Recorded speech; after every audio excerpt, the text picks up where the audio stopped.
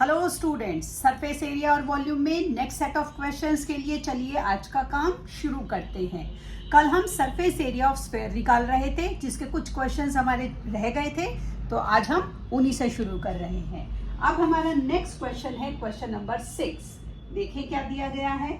उसने कहा है find the radius of sphere whose surface area is 154 centimetre square. इस क्वेश्चन में हमें surface area of sphere already given है। तो हमारा क्वेश्चन क्या था? सरफेस एरिया ऑफ स्फीयर जो कि गिवन है हमारा 154 सेंटीमीटर स्क्वायर। ठीक है, सरफेस एरिया ऑफ स्फीयर का फॉर्मूला हमारा क्या है? 4 पाई आर स्क्वायर जो कि है 154।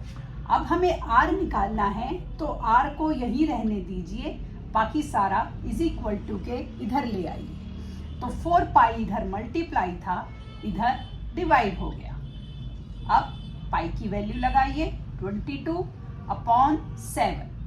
फ्रैक्शन के नीचे जब भी फ्रैक्शन होगा तो नीचे वाला पार्ट ऊपर हो जाएगा, इसे रेसिप्रोकल बोलते हैं। काटिए, 11 2 जा 11 1 जा 11 14 जा 2 7 जा 14।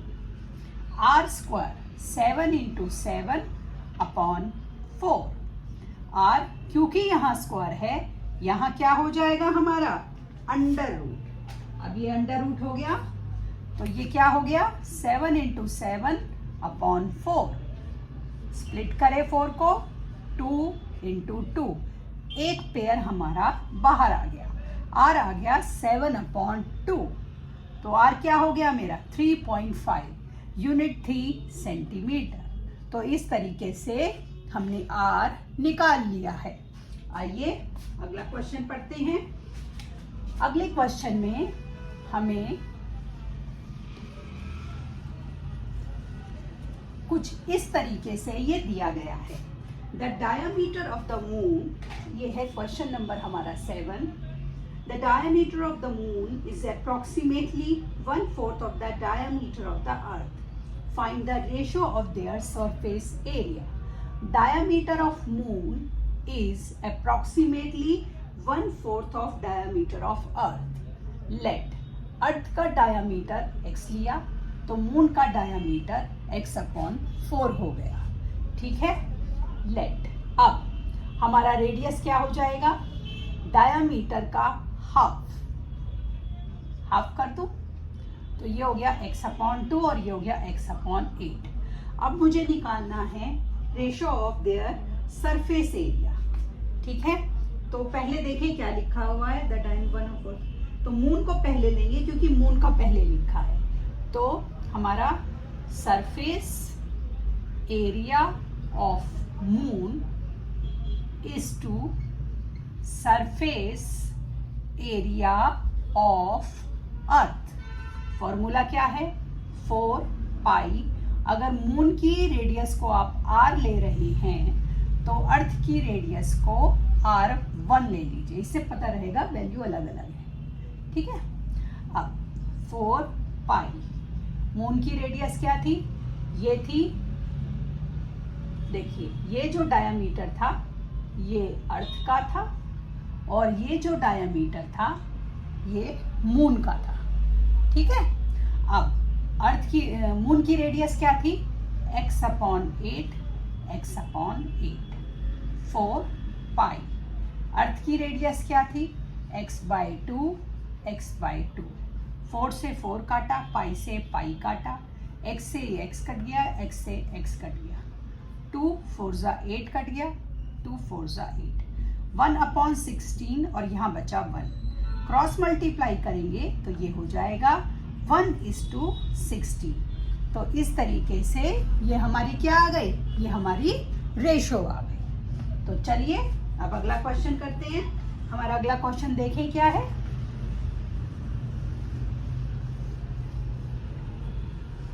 अगले क्वेश्चन में हमारा दिया गया है एक हेमिस्फेरिकल बॉल है जो कि मेड है स्टील का बना, 0.25 सेंटीमीटर जिसकी थिकनेस है, इनर रेडियस 5 सेंटीमीटर है। मुझे आउटर कर्व्ड सरफेस एरिया निकालना है। तो देखिए क्वेश्चन नंबर है ये मेरा 8। इनर रेडियस, इनर रेडियस है तो मैंने उसको आर, स्मॉल आर से ले लिया, ठीक है। अब मेरी जो थिकनेस है बॉल की, स्टील का जो बना है वो है मेरी 0.25 सेंटीमीटर, 0.25 सेंटीमीटर। तो अब हम इन दोनों को ऐड कर देंगे, आउटर रेडियस आ जाएगी, आउटर रेडियस आ जाएगी r प्लस 0.25, r कितनी थी 5.25, ऐड करा 5.25 सेंटीमीटर। ये मेरी आउटर रेडियस आ गई जिसे हम कैपिटल R से शो कर रहे हैं, ठीक है, क्योंकि आउटर थी।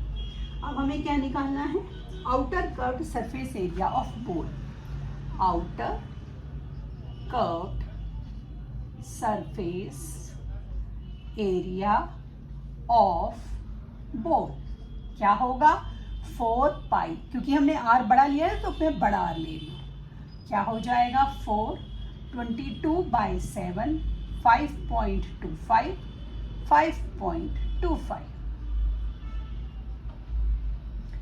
88 इंटू 0.75 5.25, ठीक है।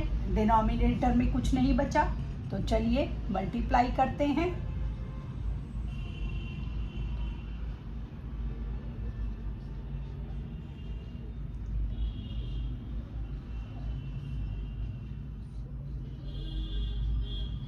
एक, दो, तीन, चार डिजिट के बाद डेसिमल लगाइए, 88 से इसको मल्टीप्लाई कीजिए।